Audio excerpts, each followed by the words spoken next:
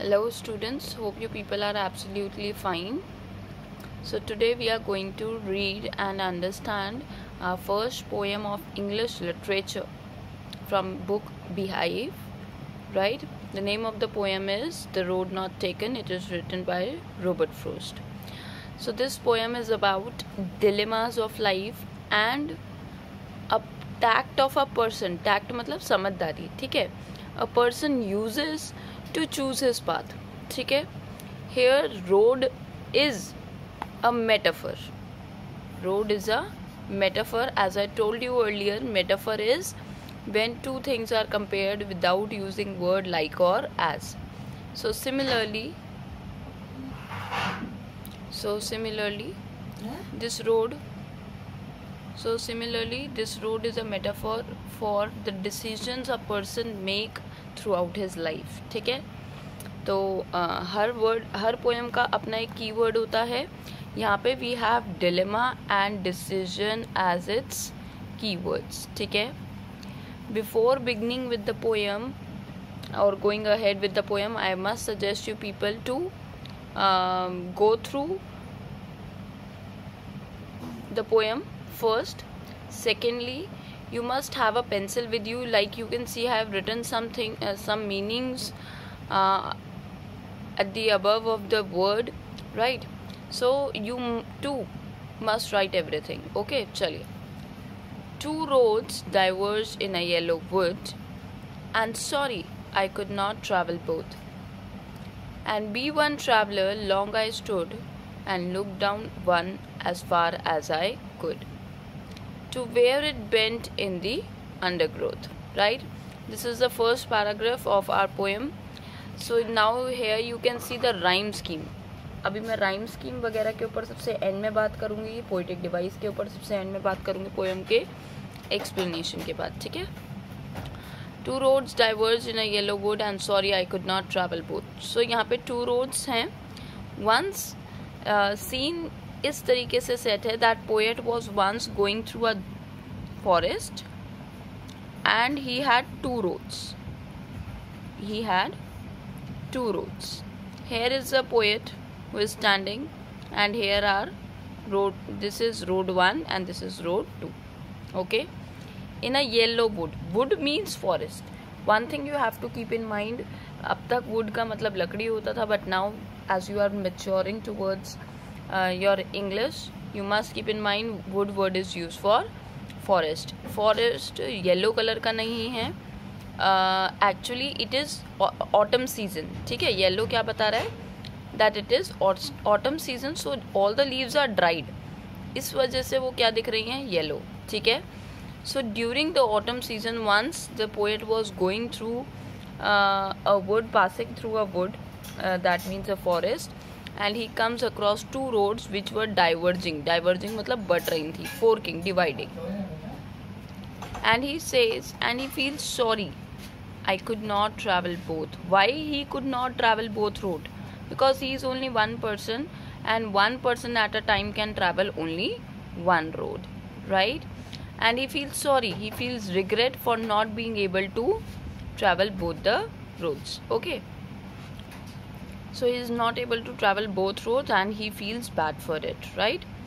And be one traveler क्योंकि he is just one person, he is a person. Long I stood. यहाँ पे long का मतलब लंबा नहीं है, यहाँ पे long का मतलब है more time. He took more time to choose, ठीक है? He took more time to stand there to choose, right? He took more time to stand there, and what was he doing? Long I stood. देर तक खड़ा रहकर उसने क्या किया? He decided which road he should choose. He started looking upon those roads, ठीक है? Analyzing those roads, and looked down one as far as I could, and he started to seeing various future prospectives का मतलब आप ये लगा लीजिए opportunities, कि दोनों ही रोड्स पर दूर तक, ठीक है, जितना पॉसिबल है वहाँ तक कितना फ्यूचर दिख पाता है, कौन सी रोड पर क्या है, ठीक है? तो वो वहीं से खड़ा होकर देखता है इस चीज़ को.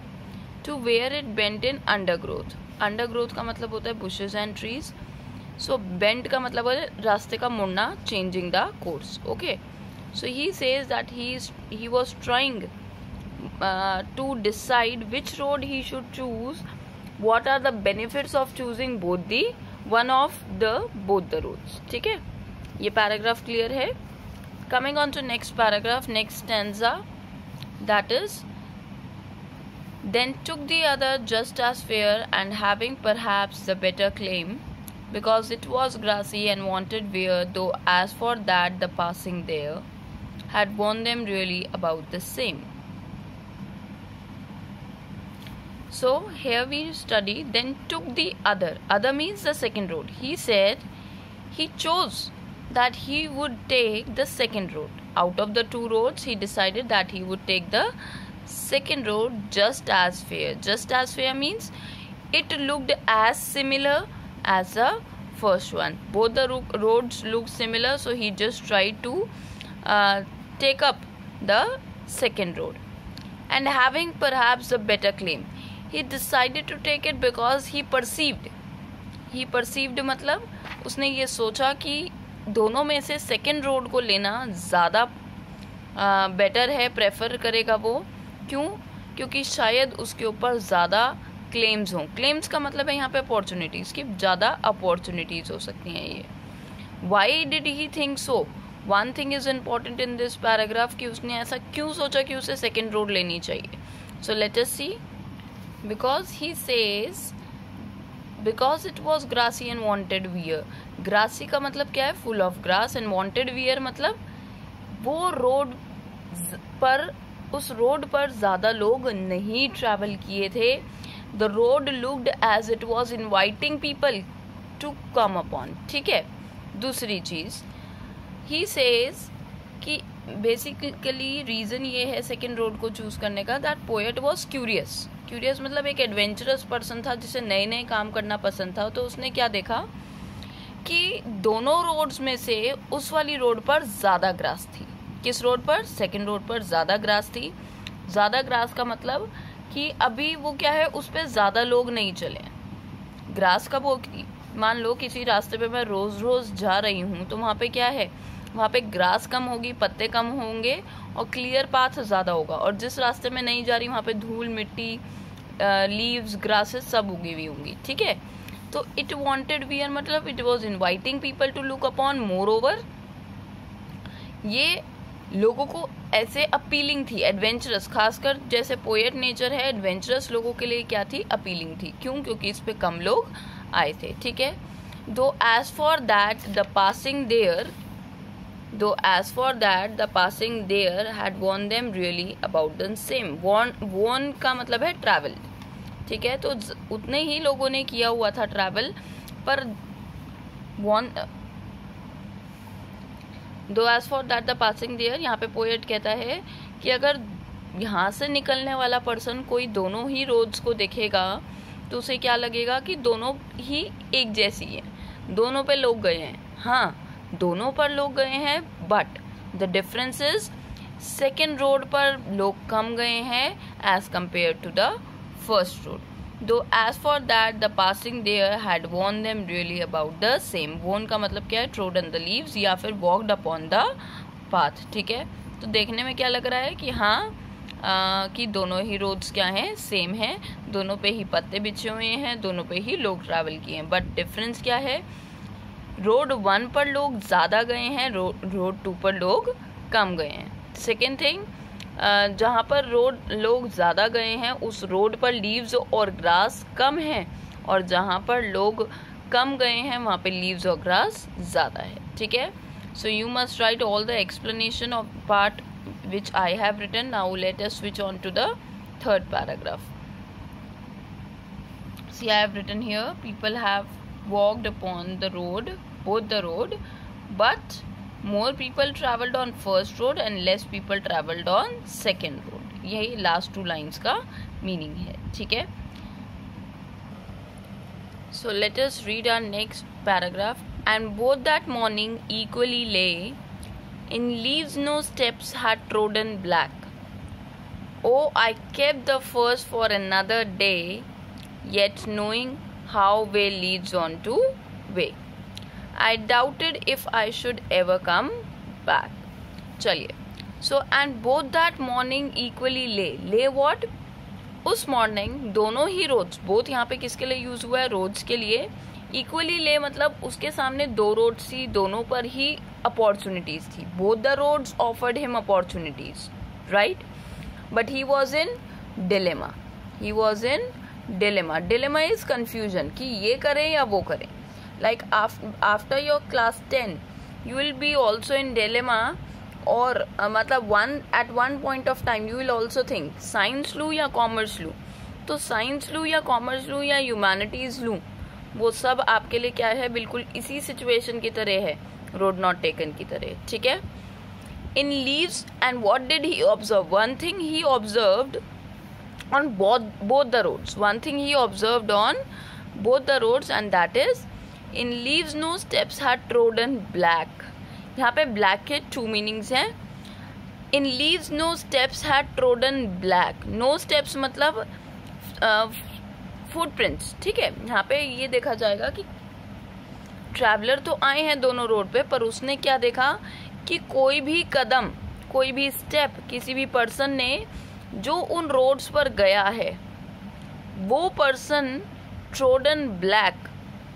ब्लैक यहाँ पे 2 कंटेक्स्ट में, एक तो है ब्लैक दैट इज, और एक है बैक. इस वर्ड का मॉडिफिकेशन यूज किया गया है, इम्प्लाइड मीनिंग भी यूज किया गया है बैक वर्ड से. ठीक है.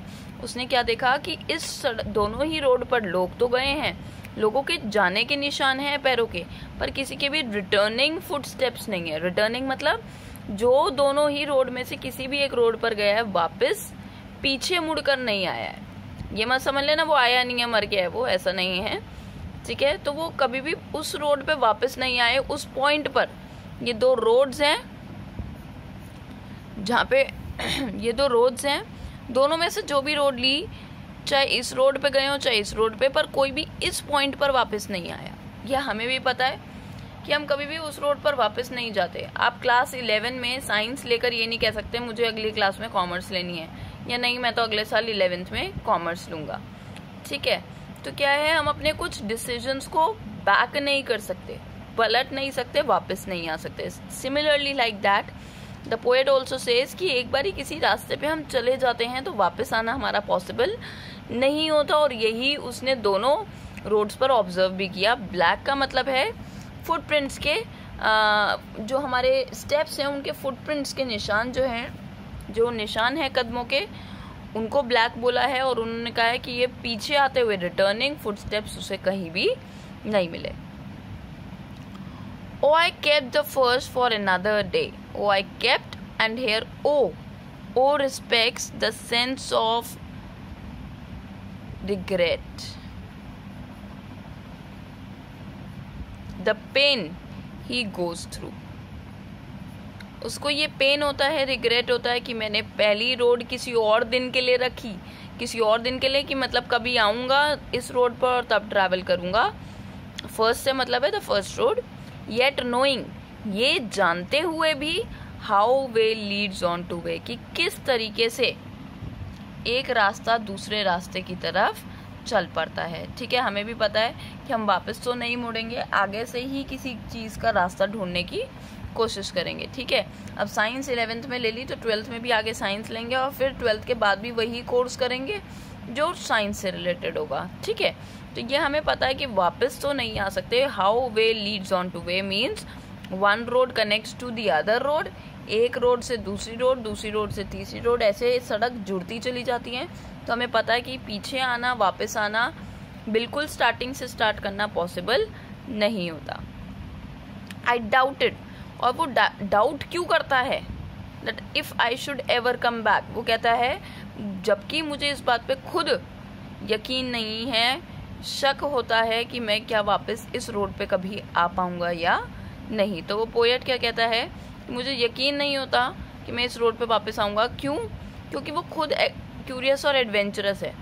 जब वो सेकेंड रोड ले रहा है जिसपे कम लोग गए थे, just for the sake of adventure, की देखा जाए क्या होता है आगे, तो क्या वो वापस मुड़ के आएगा पीछे? नहीं, वो आगे फिर यही सोचेगा कि देखते हैं आगे क्या होता है, और ऐसे वो एडवेंचरस अपनी लाइफ को बनाया जाएगा, ठीक है। So he says, so he would continue further connecting roads. और दूसरी चीज़, यहाँ पे चांस नहीं है वापस आने का, ठीक है। वापस आने का कभी भी चांसेस नहीं होते हैं, life don't give us chances to go back, ठीक है। बट हम जो रोड सेलेक्ट कर लेते हैं, जो डिसीजन ले लेते हैं, एक रोड से आपको एक चीज़ ध्यान रखनी है, यहाँ पे रोड से बोला जा रहा है बेटा आपको डिसीजन, और जो हमने डिसीजन ले लिया उस डिसीजन को बार बार चेंज करना पॉसिबल नहीं होता है। कभी कभी ऐसा होता है कि कुछ डिसीजन ले लिए और वो लाइफ के लिए क्या रह जाते हैं, परमानेंट, ठीक है। I hope I am clear with this paragraph. Now let us go to the last paragraph.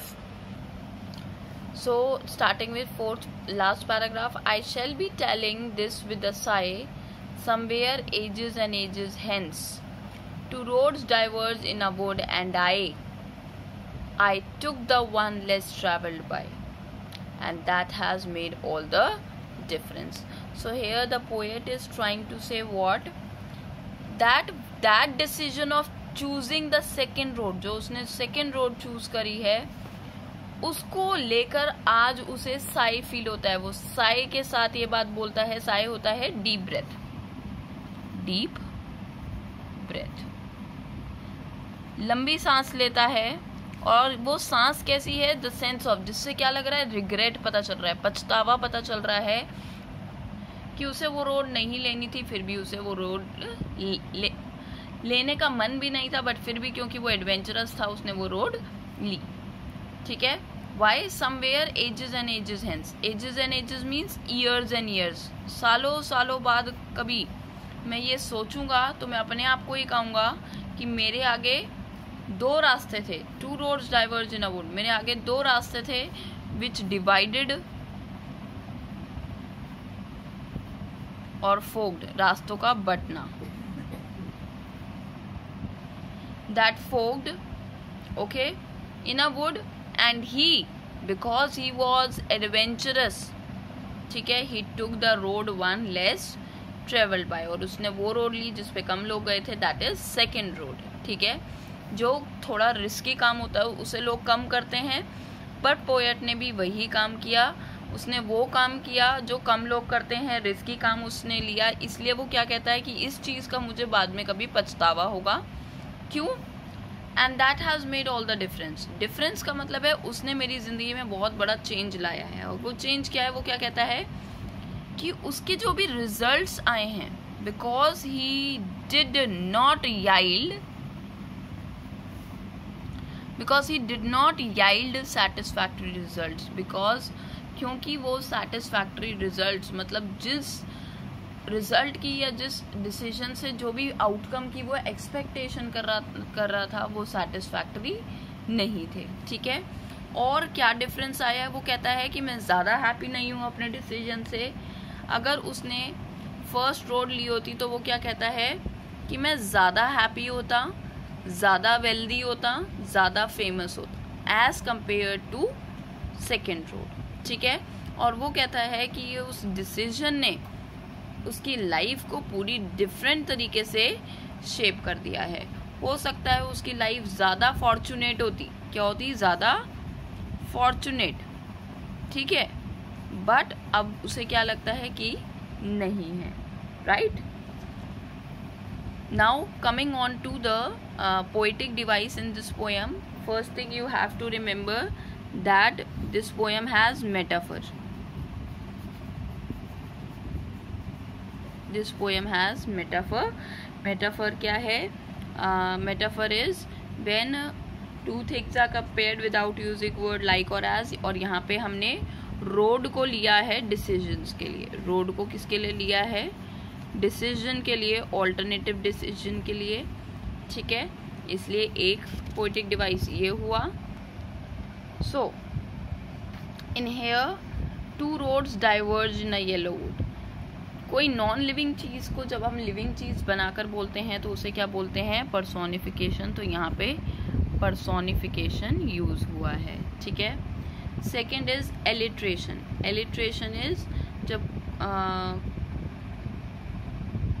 next let us come on to alliteration. though, there, same beginning है, साउंड वर्ड सेम है, ठीक है, तो उसे क्या बोलेंगे, वो हमारी क्या हो गई, एलिट्रेशन. इस लाइन में एलिट्रेशन लिख लीजिए, ठीक है. Coming on to next line, that is grass. Wanted और वियर, WW वांटेड, वियर, दोनों में वी की साउंड आ रही है, यहाँ पे एलिट्रेशन हो गया, ठीक. उसके बाद हम नेक्स्ट आते हैं, नेक्स्ट हम आते हैं रिपीटिशन पे. रिपीटिशन में मैंने आपको बताया था कोई लाइन कोई वर्ड सेंटेंस में 2 बार या 2 से ज़्यादा बार रिपीट होता है, तो यहाँ पे हमारे पास है word ages. So you must here write repetition, ठीक है. And this is how we complete our poem. One thing, 2 to 3 important questions are there from this poem. One is the long question कि ये जो हमारे decisions होते हैं, क्या हमें बाद में इनको लेकर सोचना चाहिए, या डिसीजंस हमें सही लेने चाहिए, तो उनकी क्या इंपॉर्टेंस है, सही डिसीजन की या रॉन्ग डिसीजन की, ठीक है. I am going to adjoin और attach the assignment in the assignment section.